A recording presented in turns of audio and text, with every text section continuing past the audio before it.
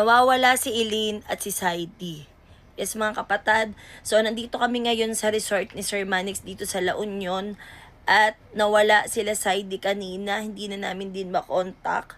Magkasama sila ni Eileen at huli silang nakita sa palengke dito ng Luna La Union, dito sa Luna La Union at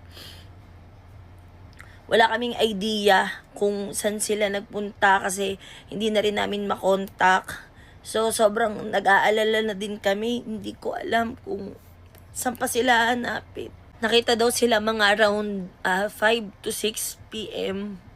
na lumabas at sumakay ng tricycle. So, hindi ko alam kung saan sila nagpunta. So, sa mga nakakita dyan, sa mga taga dito sa La Union, kung napansin nyo man sila o kung saang mang lugar napansin nyo, sana pagbigay alam nyo kaagad sa amin.